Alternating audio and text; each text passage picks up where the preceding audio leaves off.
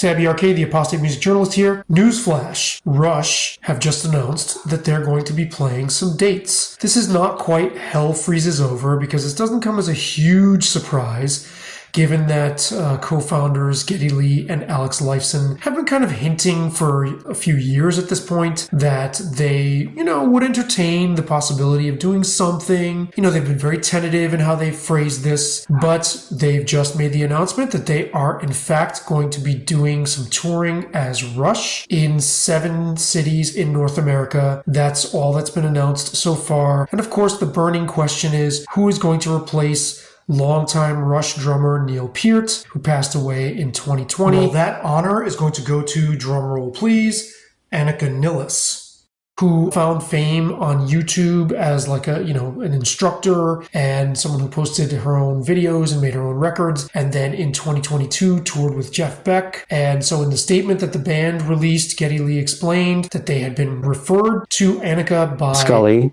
my bass tech, who had been on tour with Jeff Beck.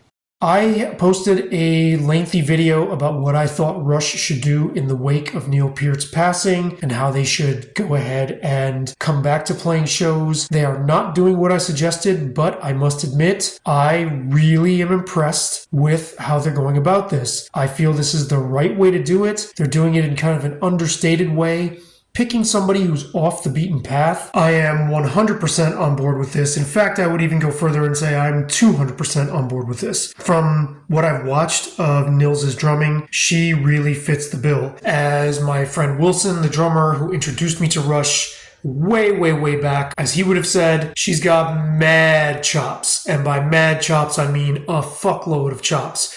But there's also something so vibrant and alive in her playing. She's extremely technically proficient, but also light on her feet, has an enormous amount of finesse and also groove, but a gracefulness there too. And again, like I said, a vibrance that I think is exactly what these guys need at this stage in their lives, and also what the material calls for, right? I'm not saying there's anything missing from the famous studio recordings from the, Rush's recorded body of work. But if you're going to trot this stuff out again for the umpteenth time, it really could use an infusion of new blood. And that's exactly what Nilles brings. She plays with a lot of feeling and flair. I'm going to be sacrilegious here and say I think she even plays with more feeling, more finesse than Neil had. And look, I've been loving Rush since I was 12. I'm allowed to say it. That's what I'm really looking forward to, is this injection of new blood into this material. It's being billed as a tribute to Neil Peart. There's a section of the show that's specifically dedicated to that. One of the cool things about how this is progressing, all the songs we're putting together, and I know 35 songs or so far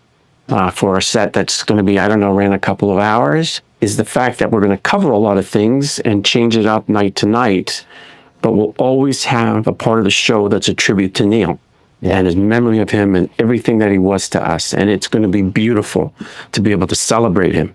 So that, I'm sure, is going to be really cool. I'm really excited.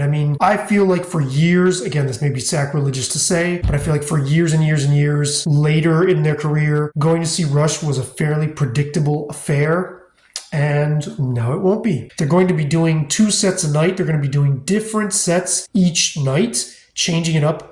The impression I got from the statement and from the video they posted is completely different shows each night, which that's the way to do it. They didn't do that very often in the past at all. I'm struck by the news itself, and it's great news, but I'm even more so by my enthusiasm for the approach they're taking. They've also said in this video they're going to be bringing in other musicians, like a keyboard player, and I'm not sure what else they have in mind. This is obviously not set in stone yet. They have been rehearsing with Anika, but there's still some room to bring some new layers into the mix, I guess. Not super thrilled about that, but I'm really excited that they're picking somebody who's not an obvious choice at all, and someone who seems to really fit and will bring a new injection of life into this material. And I am the most excited, if you watch my old video, that it has nothing to do with Dave Grohl, that Dave Grohl will be nowhere to be found at any of these shows. I pray to the gods of music that he doesn't show up at the LA show and bring his drumsticks and ham it up and make a big deal of him being there. What are your thoughts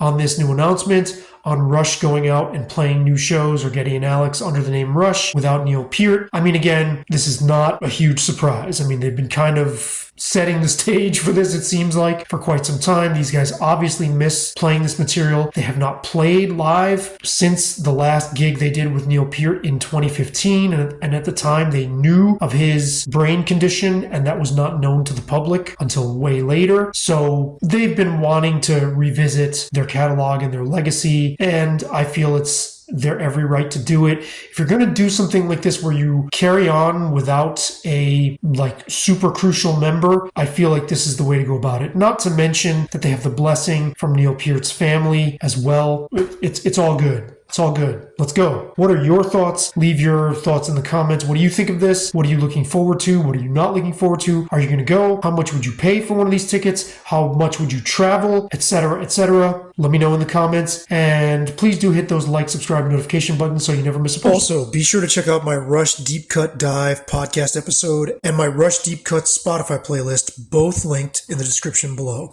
Over and out.